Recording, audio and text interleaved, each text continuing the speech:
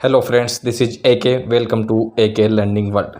आज हम बात करेंगे जो हमारे जो सीटेट जुलाई 2023 CDP यानी बाल विकास एवं शिक्षा शास्त्र यानी चाइल्ड डेवलपमेंट एंड पेडागोजी की जो सीरीज चल रही है 2023 सीटेट जुलाई 2023 की, उसकी आज कौन सी है 32th मतलब 32वीं क्लास है। आज कौन सी 32वीं क्लास है। तो शुरुआत करते हैं। जो हमारा जो टॉपिक चल रहा है वो लर्निंग यानी अधिगम यानी सीखना चल रहा है। तो उसमें आज कौन सा 11वां सिद्धांत, आज छोटे छोटे सिद्धांत है जो लगभग कल तक आपके ये लर्निंग वाला टॉपिक यानी अधिगम वाला टॉपिक पूरा हो जाएगा। उसके बाद जो बुद्धि वाला इंटेलिजेंस वाला जो टॉपिक है वो चलेगा, वो लगभग 10 दिन में हो जाएगा। उसके बाद व्यक्तित्व वाला टॉपिक चलेगा। इस तरह हम जल्द से जल्द अपना कोर्स पूरा करने की कोशिश करेंगे। तो आप हमारे साथ जुड़े रहिए। तो आज क्या हम लर्निंग या अधिगम का एक शाब्दिक अर्थ आपको पहले बता देता हूँ। उसका अर्थ होता है सीखना। क्या? सीखना। और अगर बड़ा अर्थ देखो तो व्यवहार में जो स्थायी जो परिवर्तन होता है उसको क्या कहते हैं? लर्निंग कहते हैं यानी अधिगम कहते हैं।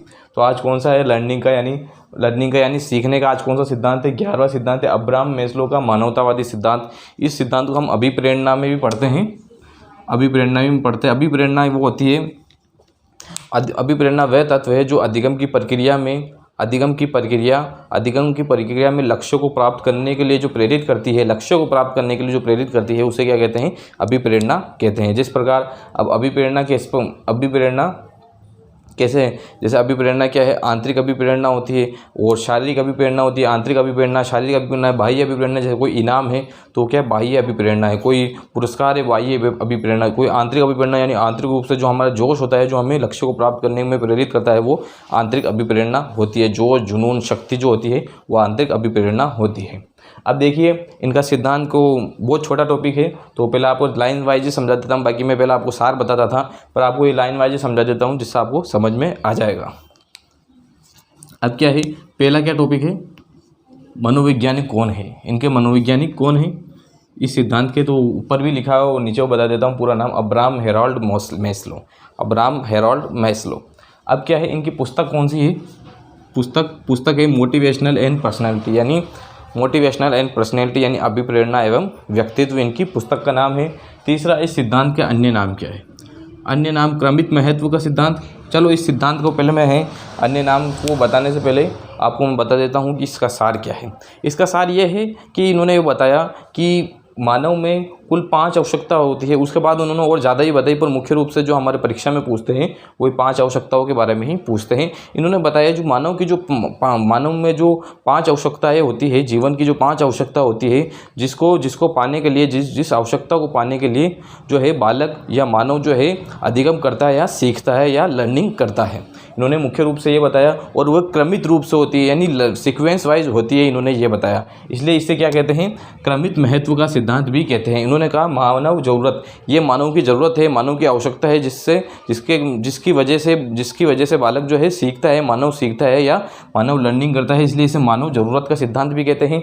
और क्या है? मांग का सिद्धांत। क्या है? मांग का सिद्धांत, क्योंकि इस चीज़ की मानव को मांग होती है यानी इस चीज़ की ज़रूरत होती है, इसलिए इसे मांग या ज़रूरत का सिद्धांत भी कहते हैं। नाभिकीय आवश्यकता का सिद्धांत। ये नाभिक आवश्यकता, नाभिक किसको कहते हैं? नाभिक कहते हैं एक परमाणु होता है या एटम होता है, आपने सुना होगा सामान्य तौर पर, अगर साइंस के स्टूडेंट हो, अगर नहीं है फिर भी आपको मैं समझा देता हूँ। जो कोशिका है, जो हमारे जो शरीर का जो सबसे छोटा जो कण होता है वो होता है परमाणु होता है। हमारे जो जीवन, हमारे पूरे जो ब्रह्मांड में सबसे छोटा जो कण होता है उसको परमाणु कहते हैं। परमाणु केंद्र में जो होता है उसे क्या कहते हैं? नाभिक कहते हैं। क्या कहते हैं? नाभिक कहते हैं। तो उन्होंने बताया नाभिकीय आवश्यकता का सिद्धांत। नाभिकीय आवश्यकता यानी जो केंद्रीय आवश्यकता यानी जो मुख्य जो आवश्यकता होती है उसकी आवश्यकता का सिद्धांत कहते हैं। तो ये मुख्य आवश्यकता ही है, आपको मैं बताऊंगा आगे और बता चल के। और क्या? आवश्यकता पदानुक्रम का सिद्धांत यानी आवश्यकता जो पद के अनुसार जो क्रम चल रहा है उसका सिद्धांत, यानी पहले किस चीज़ की आवश्यकता होगी मानव को, फिर बाद में उससे अपर लेवल पर किसकी होगी, अपर लेवल पर और किसकी होगी। और क्या है? आपूर्ति आवश्यकता यानी मानव को किस चीज़ की आपूर्ति है उसका सिद्धांत। तो मुख्य रूप से ये सिद्धांत के अन्य नाम है, जो अन्य नाम को भी आप याद रखें। अब ये जो है इसको क्या मैस्लो की हायरार्की भी कहते हैं। क्या? मैस्लो की हायरार्की यानी मैस्लो का जो क्रमित महत्व का सिद्धांत भी कहते हैं, या अब्राहम मैस्लो का मानवतावादी सिद्धांत भी कहते हैं, क्योंकि इन्होंने मानवतावादी सोच पर यानी मानव की ज़रूरत पे, मानव की जो आवश्यकता है उन पर ज़्यादा जोर दिया, इसलिए इसे मानवतावादी सिद्धांत भी कहते हैं। अब देखिए इन्होंने मुख्य रूप से एक पिरामिड के रूप में जो आवश्यकता है हमें समझाई कि मानव को किस प्रकार आवश्यकता होती है, एक से लेकर जो 5 तक जो इन्होंने लाइन वाइज बताई, तो इन्होंने नीचे से शुरू करा। ये इसको क्या कहेंगे? अवरोही क्रम कहेंगे। क्या कहेंगे? अवरोही क्रम कहेंगे। अवरोही क्रम यानी जो बड़े से छोटे की तरफ जो क्रम होता है उसको क्या कहते हैं? अवरोही क्रम कहते हैं। यानी अवरोही क्रम जैसे मैंने लिख दिया है बड़े से छोटे, बड़े से छोटे की तरफ, यानी जो बड़े से छोटे की तरफ यानी जो बड़ा होता है, यानी बिग से स्मॉल की तरफ जो क्रम होता है उसको क्या कहेंगे? उसको क्या कहेंगे? अवरोही क्रम कहेंगे। अब देखिए इन्होंने पहले क्या बताया? इन्होंने बताया पहली मानव की जो पहली आवश्यकता होती है वो होती है शारीरिक आवश्यकता। इससे दैहिक आवश्यकता भी कहते हैं, लेकिन मैंने इसलिए शारीरिक आवश्यकता लिखी है क्योंकि आपको समझ में आ जाए। इन्होंने बताया कि मानव की जो पहली आवश्यकता होती है वो शारीरिक आवश्यकता होती है। अब शारीरिक आवश्यकता कौन कौन सी होती है आपको मैं बता देता हूँ, यहीं मैं लिख के बताता हूँ कि चलो यहाँ पर जगह है तो आपको मैं बता देता हूँ, इसको मिटा के। शारीरिक आवश्यकता कौन सी है? इन्होंने बताया जो मानव की जो शारीरिक आवश्यकता है वो क्या है? शारीरिक आवश्यकता है रोटी, यानी भोजन। क्या है? भोजन है। और क्या है? और क्या है? उसे भोजन के अलावा क्या चाहिए? उसे मल मूत्र त्यागना। और क्या चाहिए? जो ये भी शारीरिक आवश्यकता है, इसके बिना शरीर स्वस्थ नहीं रह सकता है। और क्या है? नींद है। नींद भी शारीरिक आवश्यकता है। उसके अलावा क्या सिद्धांत बताया? जैसे कपड़ा है, पहनने के लिए जो कपड़े हैं वो शारीरिक आवश्यकता है। जो सबसे प्रथम जो आवश्यकता होती है इन्होंने बताया वो क्या है? शारीरिक या दैहिक आवश्यकताएं होती है, जिसको प्राप्त करने के लिए, जिस आवश्यकता को प्राप्त करने के लिए मानव जो है अधिगम करता है या सीखता है। तो क्या है? रोटी है, भोजन है, मल मूत्र त्यागना है, नींद है, कपड़े, ये सारी क्या शारीरिक आवश्यकता है। यानी पहली जो आवश्यकता है वो ये है। जब पहली आवश्यकता ये प्राप्त हो जाती है तो मानव जो है दूसरी आवश्यकता को प्राप्त करता है। अब दूसरी आवश्यकता क्या है? सुरक्षा किस प्रकार? मानव को जब ये सब चीज़ें मिल जाती है तो मानव चाहता है कि मेरी सुरक्षा हो। सुरक्षा किस प्रकार? अब सुरक्षा में कैसी आएगी? सुरक्षा में आएगी मकान, मतलब खुद की सुरक्षा, आंधी से अपने जो भविष्य की सुरक्षा, कि हम कहाँ रहेंगे उसकी सबकी शारीरिक सुरक्षा जो होगी, जो हम कैसे स्वस्थ रहेंगे, तो वो क्या पहला क्या है? मकान हमारी शारीरिक सुरक्षा, क्योंकि हमारी सुरक्षा करने के लिए क्या पहले मकान होना जरूरी। अगर हम ज़मीन पर ही आगे रोड पर ही सोएंगे तो वो बिल्कुल असुरक्षात्मक होगा। अगर हम अंदर सोएंगे तो सब तरफ से हमें जानवर से, कीट से, हर चीज़ से हमारी सुरक्षा होगी। मकान है। दूसरा क्या है? नौकरी से क्या होती है? भविष्य की सुरक्षा, की भविष्य में हम अच्छा तरह से रह पाएंगे, अच्छी तरह से सभ्य जीवन बिता पाएंगे, अच्छी तरह से व्यवहार कर पाएंगे। तो दूसरा क्या है? नौकरी है। अब तीसरा क्या है? नौकरी के अलावा मकान हो गया, नौकरी आ गया, तीसरी और क्या बताओ? तीसरी नहीं है, जैसे कर्म प्राइज नहीं है, जैसे बीमा क्या है? हमारी ज़िंदगी की सुरक्षा है कि हमें जीवन में कुछ हो जाए, जैसे स्वास्थ्य बीमा, यानी हमारे स्वास्थ्य को कुछ हो जाए तो उस स्वास्थ्य बीमा के माध्यम से हम जो हमारा इलाज हो सकता है। और क्या है? जीवन की सुरक्षा। तो जीवन की सुरक्षा हमारे क्या? जीवन की सुरक्षा से हमारे जीवन की अच्छे से सुरक्षा हो सकती है। क्या? जीवन की अच्छे से सुरक्षा हो सकती है कि हमारे जीवन के बाद हमारे जो परिवार वाले हैं उनको वो पैसे मिलकर बीमा के वो अच्छी तरह से अपना जीवन व्यतीत कर सकते हैं। तो क्या है? ये सभी क्या है? सुरक्षा की भावना। अब सुरक्षा, इसके अलावा क्या है? इसके अलावा क्या हमारे आसपास जो है वो सारी जो आसपास जो रहते हैं, तो पुलिस है वो भी हमारी क्या सुरक्षा करती है। तो हमारी हमारी जो सरकार है उसमें जो पुलिस जो है, उसमें जो फौज है वो हमारी सुरक्षा करती है। तो ये भी क्या है? सुरक्षा की भावना है। और क्या है? और बैंक है। क्या है? बैंक। अब बैंक क्या है? बैंक में कैसी सुरक्षा होगी? बैंक में ऐसी सुरक्षा होगी, बैंक में क्या आप देखिए हमारे पैसों की सुरक्षा कहाँ होती है? बैंक में होती है। हम कभी कभी घर पे पैसे छोड़ जाते हैं, कभी कभी चोरी हो जाती है, लेकिन बैंक में जो है हमारे पैसे हैं, यानी हमारे जो रकम है, हमारे जो पैसे हैं, हमारे जो हमने जो कमाया है वो हमारे सुरक्षित रहता है। तो ये सभी क्या है? दूसरी आवश्यकता क्या है? सुरक्षा। मानव उसके बाद सुरक्षा प्राप्त करने की कोशिश करता है। जब मानव को सुरक्षा प्राप्त हो जाती है तो तीसरा क्या है? मानव के आत्मस्नेह प्राप्त करने की कोशिश करता है। आत्मस्नेह यानी अब उसकी शारीरिक आवश्यकता पूरी हो गई, उसकी सुरक्षा की आवश्यकता पूरी हो गई, तो अब वो क्या? आत्मस्नेह चाहता है, प्यार चाहता है, मोहब्बत चाहता है। अब वो चाहता है कि वो दूसरे से संबंध बनाए, वो चाहता है कि वो दूसरे से अच्छा बात करे, वो चाहता है कि उसे भी खुशी, आनंद, उल्लास की अनुभूति हो। तो वो सभी ये चाहता है। तो क्या है इसमें कौन कौन सी आवश्यकता होगी? इसमें क्या है? वो चाहता है कि वो परिवार के साथ रहे। क्या? परिवार को अच्छा रखे, परिवार के साथ रहे। और क्या चाहता है? वो चाहता है वो प्रेम करे, वो चाहता है वो दोस्ती करे। क्या करे? दोस्ती करे। और क्या चाहता है? वो चाहता है वो शादी करे। क्या शादी कर रहे हैं। तो ये इससे क्या है, सभी से क्या, इससे क्या प्रेम स्नेह की जो भावना होती है वो सारी क्या है इसमें, अब वो आत्म स्नेह चाहता है, यानी एक दूसरे से लगाव जो होता है वो लगाव चाहता है। क्या चाहता है, लगाव वो चाहता है, एक दूसरे से लगाव चाहता है, मोहब्बत चाहता है, जो मानसिक रूप से जो उसे आनंद की अनुभूति दिलाती है, जो उसे जो सुकून की अनुभूति दिलाती है, वो सभी आवश्यकता वो अब चाहता है। और क्या है, वो क्या करें, वो क्या चाहे, जैसे समाज सेवा के माध्यम से वो व्यक्तियों से जुड़ जाए। तो ये इसमें जो समाज सेवा है वो क्या है, जो प्यार स्नेह की भावना है उसमें जो है उसकी भावना वो बता देता है। तो इसमें मुख्य रूप से ये है। तो चलो आप इसको अभी हटा दीजिए समाज सेवा को, फिर आप कंफ्यूज हो जाएंगे, आगे भी आएगा समाज सेवा जैसे। चलो इसको हटा, आप समझ गए होंगे कि प्यार स्नेह भावना ये क्या है, प्यार मोहब्बत की भावना ये जो है वो फिर वो ये चाहता है तीसरी अवस्था में। अब ये आत्म स्नेह भी मानव को मिल जाता है तो चौथा वो क्या चाहता है, आत्म सम्मान चाहिए। अब जब आत्म स्नेह उसको प्यार मिल गया, उसको उसकी शारीरिक आवश्यकता हो गई, उसकी जो सुरक्षा की आवश्यकता हो गई, उसकी दैहिक आवश्यकता हो गई, उसे सब आवश्यकता ये हो गई, तो अब उसे क्या चाहिए, अब ये जो उसे क्या चाहिए, आत्मसम्मान चाहिए। अब क्या चाहिए कि वो उसकी लोग क्या करें, इज्जत करें। क्या करें, इज्जत करें, इज्जत करें, उसका जो है सब जगह सम्मान हो, यानी उसका जो अन्य व्यक्तियों के मध्य सम्मान हो, वो एक पद पर रहे, उसकी लोग तारीफ़ करें। क्या करें, तारीफ़ करे, वो ये चाहता है, यानी वो अपनी प्रशंसा चाहता है कि उसकी प्रशंसा करे, उसका आत्मसम्मान, वो सारी वो सब चीज़ें वो चाहता है, यानी आत्मसम्मान चाहिए, यानी वो अपने आप में आत्मसम्मानित महसूस करे, वो ये चाहता है कि वो एक अच्छे ऐसे पद पर जाए कि लोग उसका सम्मान करें, लोग उसकी तारीफ़ करें। इस प्रकार कैसे, जैसे कोई व्यक्ति IAS बनता है, IPS बनता है, या कोई टीचर बनता है, कुछ भी बनता है, तो लोग उसका सम्मान करते हैं, तो वो सम्मान जो की भावना है वो चाहता है उसे वो सम्मान की भावना मिले, तो वो ये चाहता है। अब पांचवा लास्ट जो है वो है आत्मसिद्धि। आत्मसिद्धि में क्या है, आत्मसिद्धि में दो बातें आती है। पहली वाली बात ये है, आत्मसिद्धि में मानव वो चाहता है कि जो वो आखिर में वो प्राप्त करना चाहता था, जो वो कार्य करना चाहता है, वो कार्य को प्राप्त करे, तो उसको क्या कहते हैं, आत्मसिद्धि।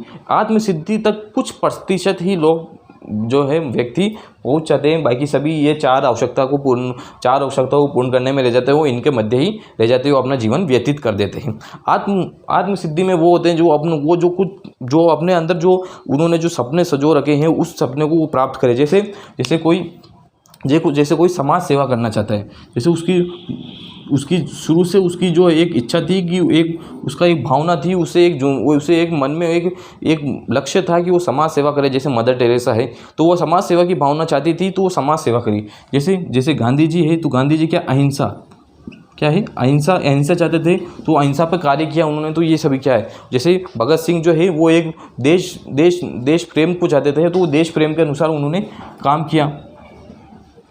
जैसे कोई व्यक्ति जो है IAS बनता है, तो उसका जो मुख्य लक्ष्य था IAS बनकर वो समाज सेवा करना चाहता है, तो वो अच्छी तरह से वो समाज सेवा करे, अच्छी तरह से अपने जो कानून है उनको अच्छी तरह से लागू करे, वो अपने आप से संतुष्ट हो जाए। कहने का मतलब आत्मसिद्धि का मतलब ये है, अपने आप से संतुष्ट हो जाए। तो उसमें क्या होगा, उसमें उसको क्या प्राप्त होगी, जो है आत्मसिद्धि प्राप्त होगी। तो इससे कुछ प्रतिशत ही प्राप्त होते हैं। IAS बन जाए, IPS बन जाए, जो वो चाहता था, कोई क्रिकेटर बन जाए, तो क्या आत्मसिद्धि को जो वो चाहता था वो कार्य कर सके। और क्या है इसका अगला, अब क्या है, बालक जो है, इसमें जो मानव है, इस आत्मसिद्धि को पाते पाते मानव जो है अपने जीवन की अंतिम स्थिति तक पहुंच जाता है। तो अब वो क्या चाहता है, परामोक्ष चाहता है। परामोक्ष क्या चाहता है, परामोक्ष चाहता है। अब वो चाहता है कि मुझे मोक्ष मिल जाए, मुझे मुक्ति मिल जाए, मुझे क्या है, मुझे एक सुकून भरी ज़िंदगी मिल गई, मुझे आसानी से मौत मिल जाए, मुझे मौत के बाद भी मुझे आसानी हो। तो वो ये चाहता है, परामोक्ष चाहता है। वो सबको धीरे धीरे त्यागने लगता है, जो दुनियावी चीज़ें हैं उनको धीरे धीरे त्यागने लगता है। जो ईदम की जो भावना है, जो लोभ लालच की भावना, सबको वो त्यागने लगता है। तो मुख्य रूप से वो आत्मसिद्धि में ये सभी बातें आती है।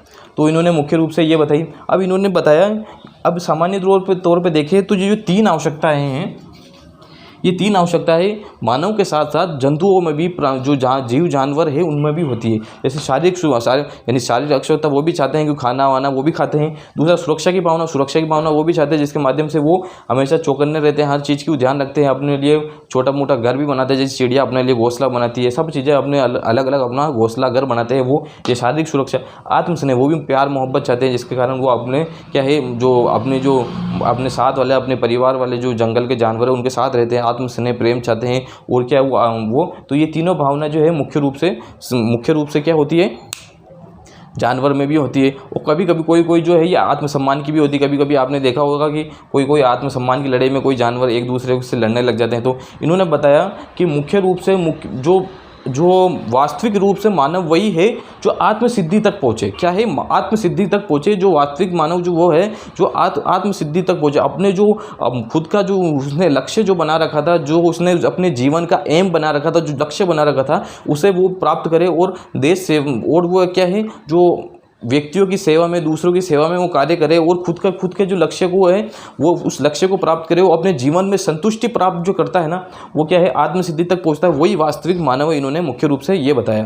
तो इनका मुख्य रूप से जो है, जो अब्राहम मैस्लो की हायरार्की यानी अब्राहम मैस्लो का मानवतावादी सिद्धांत मुख्य रूप से यही था। इसके अलावा उन्होंने किसमें बताया, कोई बताते हैं, आपने शायद देखा हो तो इसमें बताते हैं कि इसकी जो नीचे वाली 3 है वो निम्न स्तर की आवश्यकता है, ऊपर वाली 2 है जो वो उच्च स्तर की आवश्यकता है। कोई बताता है कि नीचे की 2 निम्न स्तर की है, ऊपर की 3 उच्च स्तर की है। तो मैं उसमें आपको नहीं फंसाना चाहता हूँ, वो उससे क्वेश्चन शायद ही कोई बनता होगा। बाकी जो मुख्य रूप से जो प्रश्न बनता है वो इससे ही बनता है। तो जो मैंने आपको समझा दिया है, तो ये मुख्य रूप से ये सिद्धांत था। अब अगला हम सिद्धांत देखते हैं, कौन सा, 12वां अनुभवजन्य अधिगम का सिद्धांत। किसका, अनुभवजन्य अधिगम का सिद्धांत। इसमें मुख्य सिद्धांत में आपको मैंने ये बता दिया कि मानव जो है इन 5 आवश्यकताओं को प्राप्त करने के लिए अधिगम के लिए प्रेरित होता है, यानी सीखने के लिए प्रेरित होता है इन 5 आवश्यकताओं को प्राप्त करने के लिए। हाँ, अब देखिए 12वां जो सिद्धांत है, छोटे से सिद्धांत है, अब तो ये लगभग 5 मिनट में ये पूरे हो जाएंगे।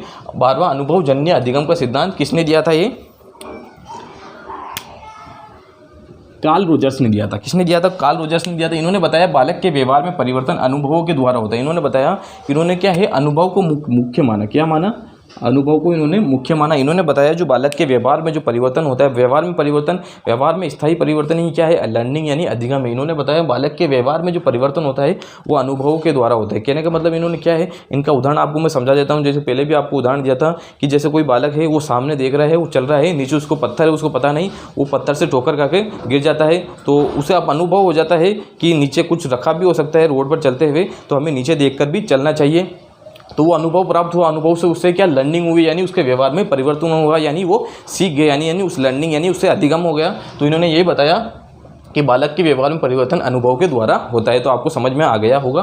रोजर्स ने सीखने में अनुभव को प्राथमिकता दी। इन्होंने बताया जो हम किसी भी कार्य, कोई भी कार्य होता है जो उससे हमें अनुभव मिलता है, तो इन्होंने बताया जो सीखना, हम जो सीखते हैं वो अनुभव के माध्यम से, मुख्य रूप से अनुभव के माध्यम से हम सीखते हैं। इन्होंने मुख्य रूप से ये बताया। मैंने आपको उदाहरण दिया, उससे आपको अच्छे तरह से समझ में आ गया होगा। अब दूसरा जो प्राथमिकता दी, यानी इन्होंने जो है उसको अनुभव को पहले माना कि पहले अनुभव जरूरी है, उसके बाद में जो पहले अनुभव के माध्यम से बालक जो है मुख्य रूप से बालक जो सीखता है वो अनुभव के माध्यम से सीखता है। अलग अलग आप उदाहरण दे सकते हैं। जैसे आप साइकिल चला रहे हैं, आप गिर गए हैं, तो आपको अनुभव हुआ कि इस तरह से साइकिल चलाएंगे तो हम गिर सकते हैं। और दूसरा क्या, आप तेज़ स्पीड से गाड़ी चल रहे हो तो आपके एक्सीडेंट हो जाए, तो आप इससे अनुभव होता है कि आप अगर आप इस एक्सीडेंट हो जाए तो आपको अनुभव होता है कि तेज़ स्पीड से चलाऊँगा तो मेरा एक्सीडेंट हो सकता है। अगर दूसरे का किसका एक्सीडेंट हुआ तो उससे भी आपको अनुभव हुआ कि उसने तेज चलाई इसलिए इसका एक्सीडेंट हो गया।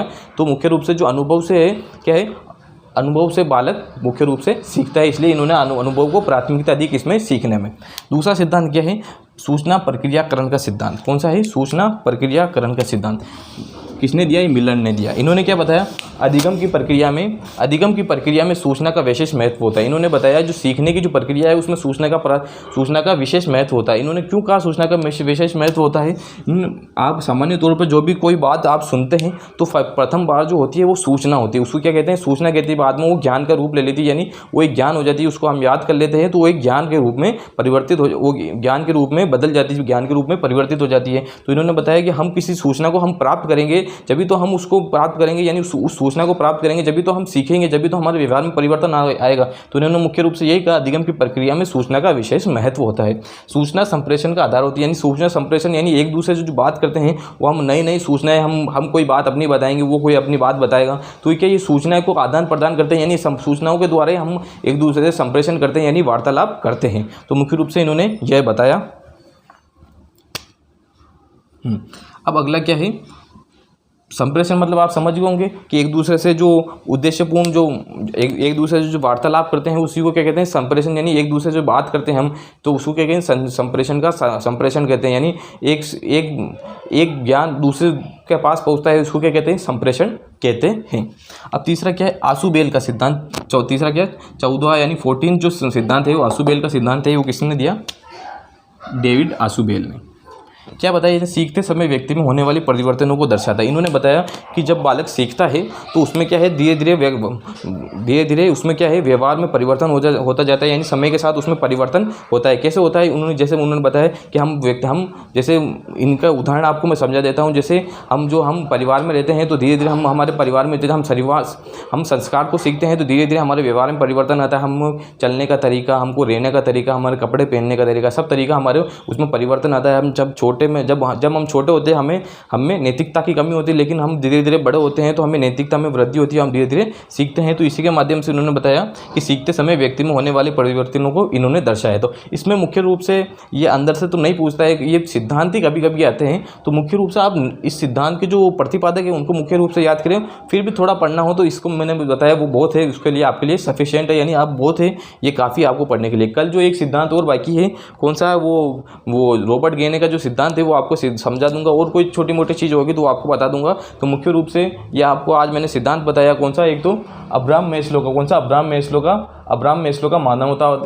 मैस्लो का मानवतावादी सिद्धांत, और अनुभवजन्य अधिगम का सिद्धांत, सूचना प्रक्रियाकरण का सिद्धांत, आशुबेल का सिद्धांत। मुख्य रूप से ये सिद्धांत आपको बताए। आपको अगर ये वीडियो पसंद आई हो तो वीडियो को लाइक करें, चैनल को सब्सक्राइब करें AK लर्निंग वर्ल्ड, और ज़्यादा से ज़्यादा शेयर करें जिससे आपके जो साथी हैं उनको, आपके साथ वाले हैं उनको भी मदद हो सके और इस चैनल को ग्रो होने में मदद हो सके। तो और हमेशा हंसते रहिए, मुस्कुराते रहिए, और जब तक लक्ष्य न प्राप्त हो जब तक कोशिश करते रहिए। तो इसी के साथ आपसे विदा लेता हूँ। AK Learning world. Thank you.